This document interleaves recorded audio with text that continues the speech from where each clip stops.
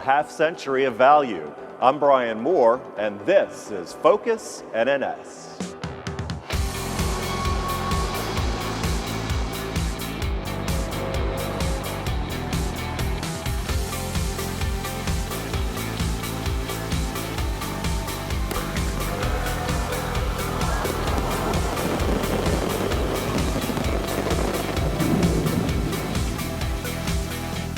We're here in Washington, D.C., where suppliers are meeting with their elected representatives to discuss the importance of aircraft carriers to America.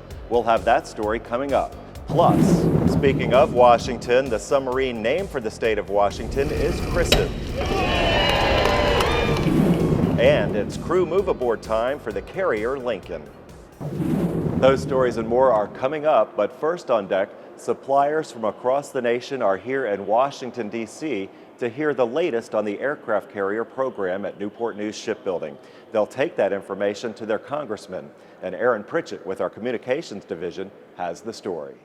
Aircraft carriers are a vital part of our national defense and waters all around the world, but they aren't built overnight. It takes so much more than funding, planning, and the fine work of our shipbuilders to bring them to life, but also the more than 1,000 businesses and their employees who produce and provide the vital parts, components, and services that keep the most complex ships in the world under construction, afloat, and properly maintained for years to come.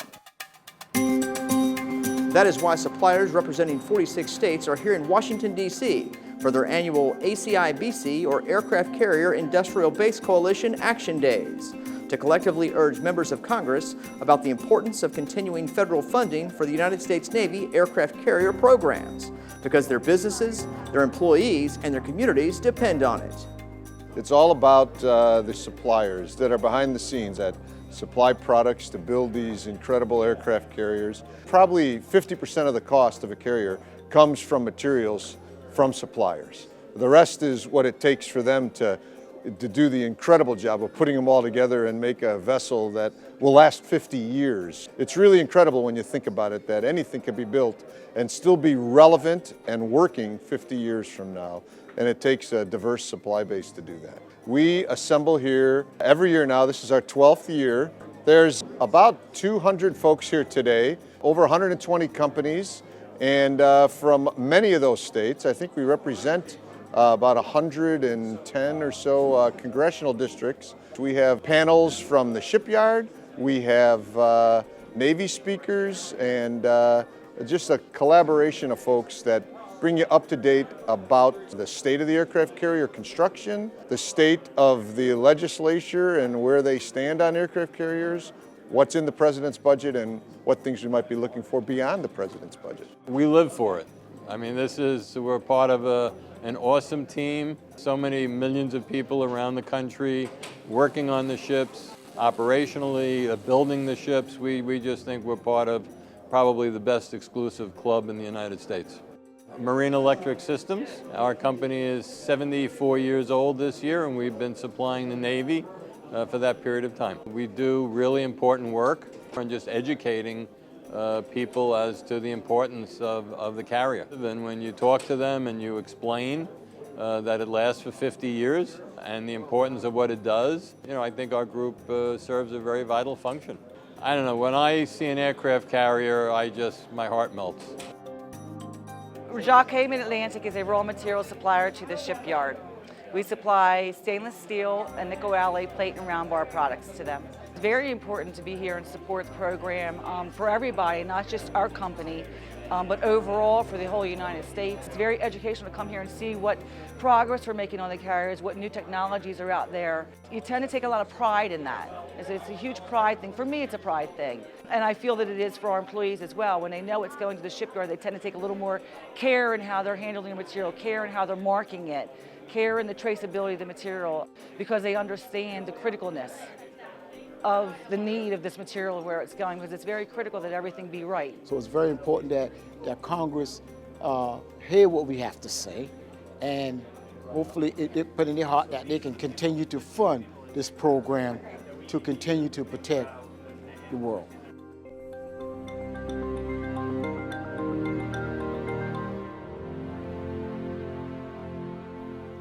What takes place at the two-day ACIBC Action Days here in Washington, D.C. better prepares suppliers and Newport News Shipbuilding in the overall planning, construction, and overhaul of the aircraft carrier fleet, and hopefully better informs congressional leaders in their decision-making for the future. For Focus NNS, I'm Aaron Pritchett. Back to you, Brian. Thank you, Aaron. And you can learn more about the Aircraft Carrier Industrial Base Coalition by logging onto their website at acibc.org. Now, let's take a look at some other news from around the yard. Huntington Ingalls Industries' new Family Health Center is officially open in downtown Newport News. The new clinic is run by Quad Med. A special opening was held March 19th, led by Human Resources and Administration Vice President Bill Bell. The new Family Health Clinic sign was unveiled with shipbuilders and Quad Med representatives doing the honors. Shipbuilders and each one of you here are the heart of why we do what we do. We started the planning for this building in 2011, and now our salaried workforce and our firefighters are all eligible to take advantage of this facility. We'll keep you well, and if you get sick, we'll take care of that too. It's phenomenal. It has a lot of all-inclusive things in this facility. If we don't have healthy shipbuilders, we don't have ships. The day included tours of the new health center, healthy eating demonstrations, and fun activities for the kids. Learn more about the new Family Health Clinic by going to the Huntington Ingalls Industries website. Welcome aboard as sailors move back to USS Abraham Lincoln, CVN 72. The move marks a major milestone for both the crew and shipbuilders, bringing the ship one step closer to completing its refueling and complex overhaul. Sailors spent time checking in, settling into their new berthing spaces, and even enjoyed a special meal where Captain Ron Ravello served up the food. My feeling towards it is it's going to be an adjustment period. Coming from the Portsmouth Barracks, I had the chief's suite, so I had my privacy and everything. It was quiet. I'm sure it won't be quiet at all. This is not only big for myself, it's big for the country. To get this warship back in the sea is our mission, and I'm really glad to be a part of something that's bigger than myself. In addition to the meal and the ship's newly refurbished aft messenger decks, a ribbon was cut for the ship's store and barbershop. Newport News Shipbuilding goes to Richmond. The NNS Trades, Training, and Government Relation teams partnered up to host this paint simulator display at the General Assembly Building. The simulator helps to provide an interactive activity to emphasize the importance of training at the shipyard and the apprentice school. I get excited. I love to see people just grasp these new concepts and learn, and it turns us into a much greener shipyard. We're enabled to train people and bring them from a level of no experience at all to a pretty competent level. We do a lot of things that people don't know we really do. I'm just delighted that the shipyard brought this experience here to the General Assembly. We're talking about a lot of things during this session about how we help prepare young people for the workforce, and it's great fun to see high quality instruction going on. This virtual technique where you can really get feedback immediately on how you're doing on painting that ship is obviously top quality education that you all are doing on your own at the shipyard, and the rest of us can learn a lot from it. More than 100 Newport News shipbuilding employees hit the streets of Newport News for the One City Marathon. The March 13th marathon included the 26-mile run, the Maritime 8K, the relay, and the nautical mile. Newport News Shipbuilding is a pretty big presence on the peninsula. I mean, it employs 20,000 people. So to actually be able to do something not just with all the people that you work with on a daily basis, but with the community as a whole, definitely provides more interesting experience, and it gives you motivation to do something besides just go to work every day. Newport News Shipbuilding is the presenting sponsor of the marathon. At the end of the race, shipbuilders had a tent with a prize wheel and giveaways for everyone who came out to enjoy the festivities. The Virginia-class submarine Washington, SSN 787, is christened at Newport News Shipbuilding. The ceremony was held on March 5th with more than 2,500 shipbuilders witnessing the bottle break. It is my great pleasure to welcome you to Newport News Shipbuilding and to the christening of the Virginia-class submarine Washington. And now, Please welcome the Secretary of the Navy, Ray Mavis, who is accompanying his daughter and Washington sponsor, Ms. Elizabeth Mavis. And the rocket's red glare, the bombs bursting in. We come with thanksgiving for this great nation and your guiding hand over her, for our forebears who have battled for freedom on land, at sea, and under the sea, and for the stirring in our spirits as we christen this magnificent submarine, mindful of the tireless efforts of her builders and crew to reach this day. For more than a century, we've christened ships. The pride, patriotism, and attention to every little detail is something that has been passed down from generation to generation. We are also celebrating the men and women who built this magnificent submarine and those who will serve aboard her. I too would like to recognize our amazing shipbuilders who make the Virginia-class submarine the best submarine on the planet.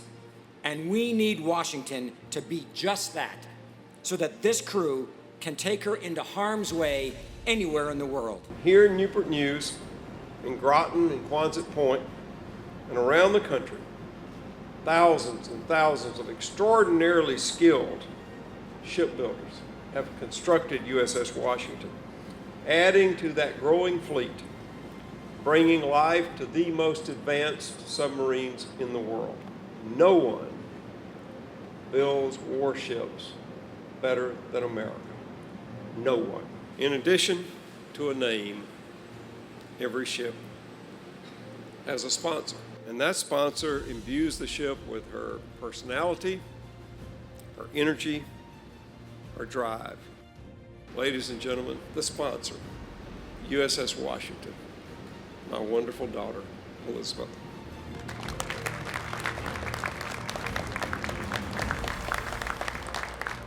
We don't know what challenges we will face as a nation in 10, 15, or 20 years, but we know that because of the work being done now at Newport News and at Electric Boat and by the sailors who call this ship home, the USS Washington will be prepared for whatever is to come. I christen the United States ship Washington. May God bless this submarine and all those who sail in her. We have some very special souvenirs for Elizabeth that will be presented by two shipbuilders from the Virginia-class program. We have the champagne bucket that held the Puget Sound water with a special inscription engraved on it, and we have a handmade wooden box made by shipbuilders in our pattern shop. And inside the box, we have the christening bottle, or what's left of it. We hope these gifts will remind you of today's ceremony and your special role in the life of Submarine Washington.